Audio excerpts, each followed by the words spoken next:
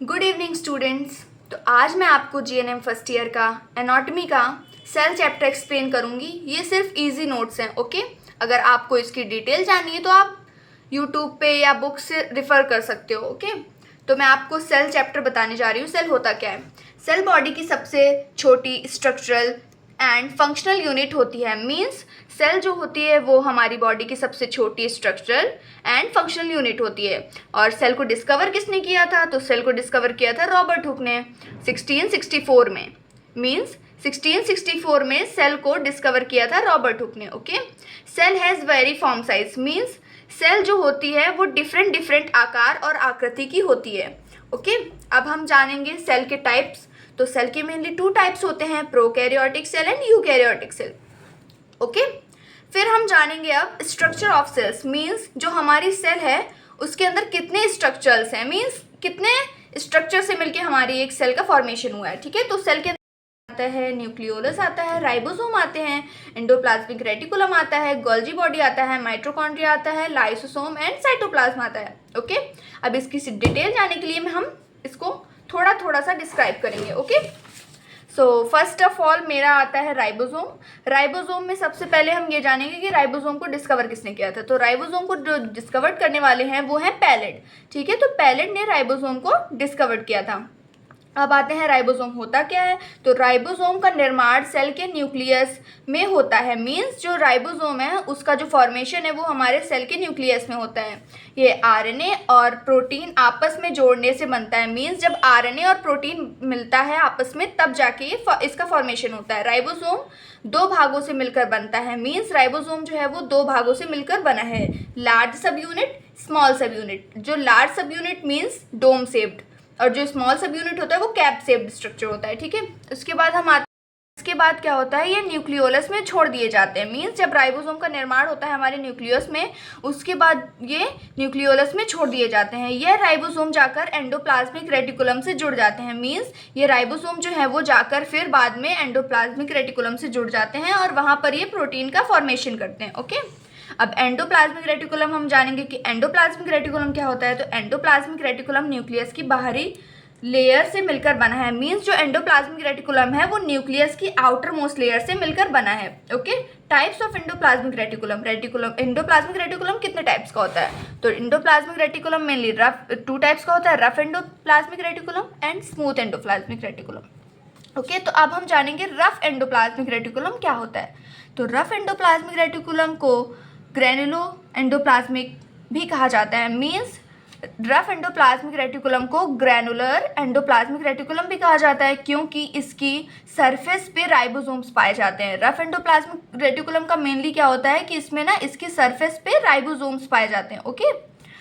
Ribosome endoplasmic reticulum के पास 60S types के ribosomes होते हैं। मीन्स एंडोप्लाज्मिक रेटिकुलम जो होता है उसके पास 60S टाइप्स के राइबोसोम्स पाए जाते हैं, ओके, होते हैं।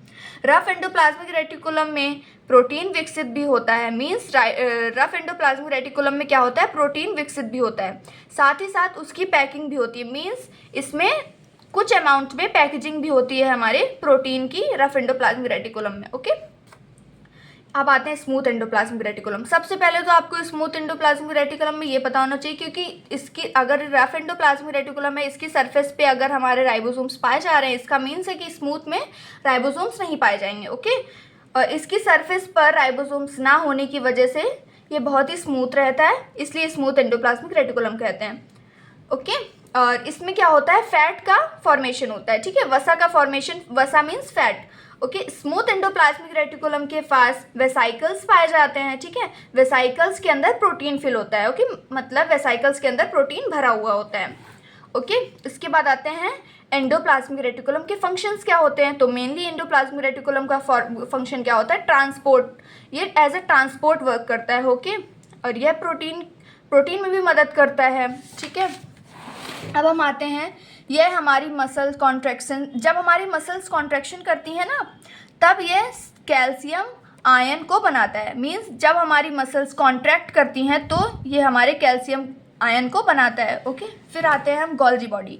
गोल्जी बॉडी क्या होता है, गोल्जी बॉडी एंडोप्लाज्मिक रेटिकुलम से जुड़ी हुई रहती है। मीन्स जो गोल्जी बॉडी होती है वो हमारी एंडोप्लाज्मिक रेटिकुलम से जुड़ी हुई रहती है। ओके, गोल्जी बॉडी वेसाइकल्स को अपने अंदर ले लेती है और प्रोटीन की पैकिंग करती है। गोल्जी बॉडी का मेन वर्क क्या होता है? प्रोटीन की पैकेजिंग करना। ओके, गोल्जी बॉडी का मेन वर्क होता है प्रोटीन की पैकेजिंग करना। ओके, इसके बाद हम आते हैं लाइसोसोम। लाइसोसोम की किसने खोज की थी?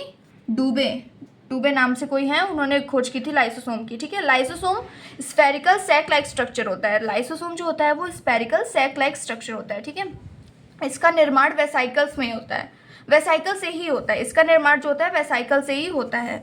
लाइसोसोम कई प्रकार के डाइजेस्टिव एंजाइम्स को बनाता है। कैसे? न्यूक्लियस हो गया, फॉस्फेट लाइपेज हो गया, ये सारी चीज़ें बनाता है। ठीक है, एंजाइम्स। उसके बाद आता है हमारा माइटोकॉन्ड्रिया। माइटोकॉन्ड्रिया को डिस्कवर किसने किया था? अल्टमैन ने माइटोकॉन्ड्रिया को डिस्कवर किया था। और माइटोकॉन्ड्रिया तो आपको शायद पता होगा कि सबसे पहले जो माइटोकॉन्ड्रिया होता है वो क्या करता है? सेल के लिए एनर्जी बनाता है, इसलिए इसे क्या बोलते हैं? Power house. ठीक है, सेल का पावर हाउस भी कहते हैं। माइटोकॉन्ड्रिया में 2 लेयर्स पाई जाती हैं, लिपिड बाइलेयर और फोल्डेड क्रिस्टल। ओके, और ये 38 ATP बनाता है। ठीक है, अब हम आते हैं इसके डायग्राम पे। तो आप देख सकते हो ये डायग्राम है, इसमें आप ये देखिए, ये जो सबसे पहले ये जो लेयर है इसको हम क्या बोलते हैं? Plasma membrane.